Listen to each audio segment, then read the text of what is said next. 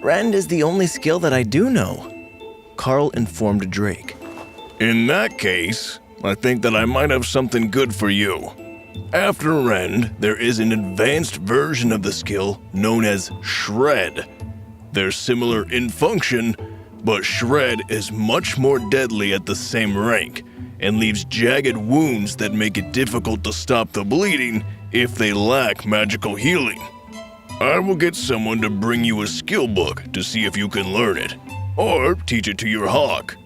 If either one of you knows it, you shouldn't have too many problems fighting above your level as an awakened warrior. Overlord Drake announced. Better than Rend? Is he being silly? Rend is the greatest skill in the world. Hawk complained. It's an improved Rend used by more powerful creatures. Trust him, it's a good thing. Karl replied. Then he bowed politely to the powerful warrior. I would appreciate any help we can get. I don't know what the limits of this class are, but if we can learn some more powerful attack magic, it would be incredible. The headmaster reached into a bag hanging from his side and pulled out a book that looked the same as the one for Rend, but with a bit of silver trim on it. I have a spare copy with me. Just send the new one to my office and I will give this one to student Karl. The headmaster suggested. That is much easier. My assistant should still be waiting there and he has one with him. It looks like the lull is over, if these two are anything to go by. It has been a few years since any really outstanding students began their training, and we were beginning to worry that it was only luck that brought us a flood of geniuses in the first few years. Overlord Drake announced. The headmaster handed over the book, which was warm and soft in Karl's hand, and everyone stared at him expectantly. Go ahead, try to open it and see what happens. The headmaster insisted. Karl gently flipped open the manuscript, and a flood of power flowed into his body. Skill learned. Shred. Pet skill learned. Shred. Hawk popped out of the beast space and landed on Karl's shoulder to show off, making sure that everyone could see the blood-red feather streaked through the cream color of his legs. Wow, I was not expecting that. But where did the book go? Karl asked. It vanishes if someone who can instantly learn the skill uses it. I have to tell you, that was a shock to the inscriptionist teams when they first learned of that little bit of information. They cried for a week when they found out that the books they were making would just vanish to strengthen others, since they couldn't use them themselves. Drake laughed. So there are limitations? Karl asked. The prince nodded. Very strict ones, though we don't really understand why.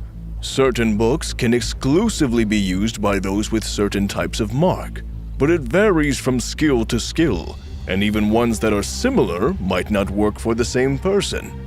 But when there is one that works like this, it saves so much time, and the user is able to activate the skill at full force, the same as they could for their first skill, with none of the failures or half-power activations in the learning phase. Dana was beginning to get excited about the prospect. And the elites that have an affinity for inscription can just make these? That is incredibly powerful, even if they're not a combat class. The prince shook his head. They need an original copy to work from. The only ones they can make are ones that we have managed to find an original working copy for, or that were created with the help of an elite that has mastered the skill well enough to teach others. The total number of spells that we have tomes for right now can be counted on my fingers, but Rend, Shred, and Golem are the ones that we must focus the most on, since they are all advanced skills and are harder for elites to learn on their own. Things like Guard and Slash we don't need to use a book for. You can just teach the warriors those skills. Dana nodded in understanding, and the prince got a curious look on his face before he took out another book from his pocket. How about you try this one? It's not one that I can use, and our marks are the same. but I haven't actually had anyone else try it since it was copied out. He suggested, passing her the book. Dana focused and flipped the cover open, showing an intricately detailed set of notes and diagrams. That's what I thought would happen. It's a vine whip spell that we found in some ancient ruins. We gave the headmaster a copy for the library here as well, but we haven't found any class but the druids, the ones with the animal paw mark that can actually use it. Karl examined the book, trimmed with the same silver the shred tome was before speaking. That makes sense. The one working as a guard on the train said that his powers didn't activate until he touched a tree, so their bonds to nature would make them the perfect candidate to use a vine spell. If there are others that are animal-related, I might be able to use them, while the mages should be able to use ones that are related to their first spell, right? I'm not sure what the mage's limits are, but from what I have seen, everyone has their own niche.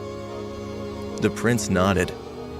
Exactly. We all have our niche, but nobody knows exactly how to tell what the limits are. And a group of men in servant uniforms stepped inside. Your Highness, there is an urgent matter at the capital. We need to go. The first man to enter announced. That is fine. Pass this young mage a copy of the golem spell so we can see if she can use it. Then we can leave. The prince instructed.